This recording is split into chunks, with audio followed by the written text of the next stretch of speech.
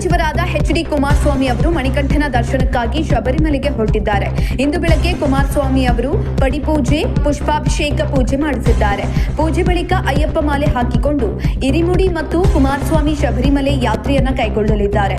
ಕೇಂದ್ರ ಸಚಿವ ಕುಮಾರಸ್ವಾಮಿ ಜೊತೆಯಲ್ಲಿ ಜೆಡಿಎಸ್ ನಾಯಕರು ಸಹ ಮಾಲೆ ಹಾಕಿ ಅಯ್ಯಪ್ಪನ ದರ್ಶನಕ್ಕೆ ತೆರಳುತ್ತಿದ್ದಾರೆ. ಸುರೇಶ್ ಬಾಬು, ಭೋಜೇಗೌಡ, ಸಾರಾ ಮಹೇಶ್, ಎ ಮಂಜು ಸೇರಿದಂತೆ ಹಲವು ಜೆಡಿಎಸ್ ನಾಯಕರು ಕುಮಾರಸ್ವಾಮಿ ಜೊತೆಯಲ್ಲಿ ಶಬರಿಮಲೆಗೆ ಹೊರಟಿದ್ದಾರೆ. ಕೇರಳದ ಪತ್ತನಂತಿಟ್ಟ ಜಿಲ್ಲೆಯ ಪಶ್ಚಿಮ ಘಟ್ಟದಲ್ಲಿರುವ ಪ್ರಸಿದ್ಧ ಹಿಂದೂ ಪುಣ್ಯಕ್ಷೇತ್ರ ಶಬರಿಮಲೆ ಸ್ವಾಮಿ ಅಯ್ಯಪ್ಪನಿಗೆ ಮುಡಿಪಾಗಿರುವ ದೇವಾಲಯವಾಗಿದ್ದು ಸಮುದ್ರ ಮಟ್ಟದಿಂದ ಸುಮಾರು 3000 ಅಡಿ ಎತ್ತರದಲ್ಲಿದೆ. ಪ್ರತಿ ವರ್ಷ ಲಕ್ಷಾಂತರ ಭಕ್ತರು ಇಲ್ಲಿಗೆ ಭೇಟಿ ನೀಡುತ್ತಿದ್ದಾರೆ. ಕೇರಳದ ಅತ್ಯುತ್ತಮ ತೀರ್ಥಯಾತ್ರಾ ಸ್ಥಳ ಶಬರಿಮಲೆ ಆಗಿದೆ.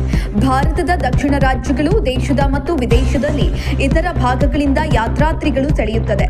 ಶಬರಿಮಲೆಗೆ ತೆರಳುವ ಭಕ್ತರು ಕಠಿಣ ವ್ರತ ಆಚರಣೆ ಮಾಡುತ್ತಾರೆ.